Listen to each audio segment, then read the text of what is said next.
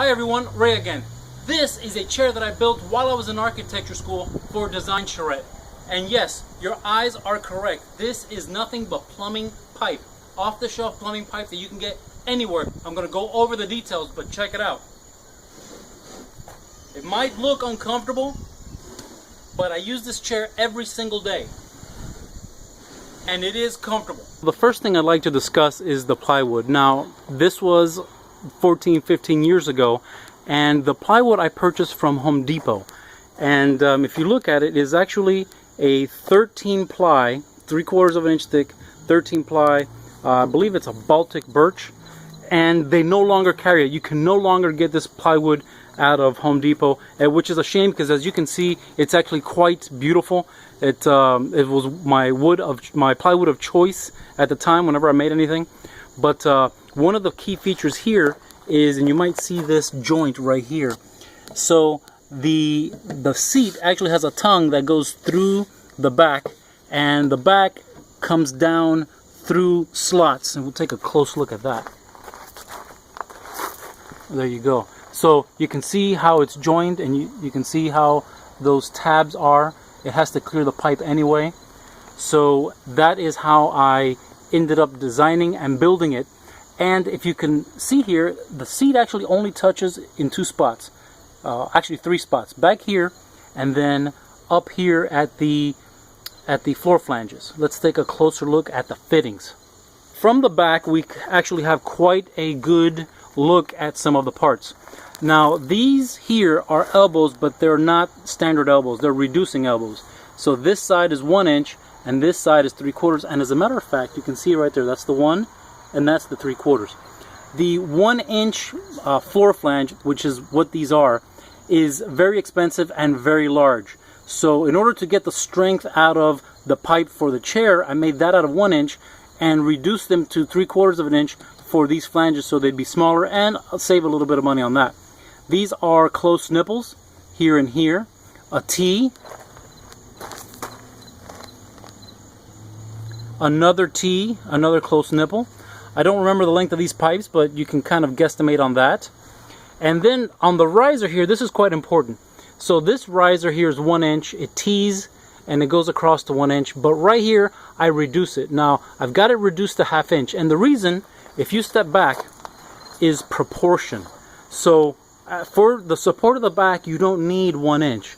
One, it'd be too heavy in appearance, and actually physically too heavy, but also the scale of the parts, the expense as well. We don't want to spend more than we need to spend. So the 1/2 inch pipe and 1/2 inch fittings is less expensive than obviously the 1 inch.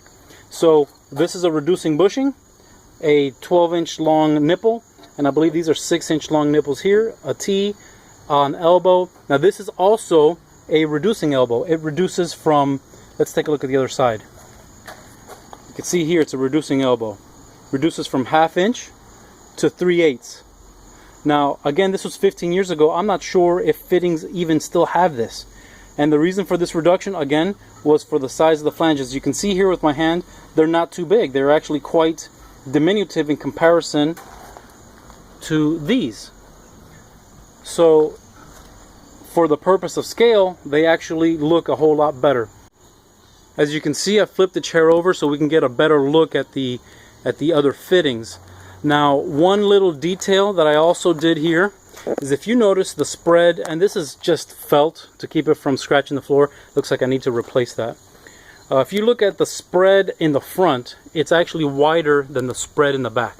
That's another little design detail to slim the chair down so the frame wasn't huge. You have your riser. Now, another note, when I first designed this chair, it did not have this portion, the T or any of this. And what I did is I used it for about 5 years and it worked great. But eventually it snapped right here. Just the threads completely snapped off from fatigue from using the chair over and over. When that happened, obviously I had to go ahead and fix it. So the fix was to put in this T here, reducing bushing, and another T down here with another reducing bushing. So The reason that these bushings are reduced because you could use 1 inch like the rest of the chair, but again, that is for scale. It would actually be a little bit less expensive, maybe it'd be about a wash, because if you put in the pipe directly to the 1 inch here and to the 1 inch there, you still need to have a union. The union is one of the more expensive types of fittings. So the cost of the union at 1 inch is probably equal to this union plus the 2 reducing bushings. So I reduce it down to 1/2 inch, and you can see it's for scale. That way when you look at the chair from the front, it isn't so visually imposing as far as the support. It doesn't need to be so strong. So you can see here, I had to take the original pipe out and put in 2 pipes. 2 nipples is what they call these. And the front, if we take a look at it, what supports the seat is actually very straightforward. It is a T with 2 small nipples. These look like about 2.5 inch. The elbows again, which reduce from 1 inch to 3/4, and the 3/4 inch floor flanges, as you can see there. So let's turn this chair right side up, and you can actually see if it will support my weight. I'll give you a hint. If I've had this chair for 15 years, it's probably fine. Well, as you can see, this chair is plenty strong. I do use it every single day, and it works wonderfully. Believe it or not, the angle is perfect. It's very comfortable for you to work all day on the computer, which I often do preparing these videos.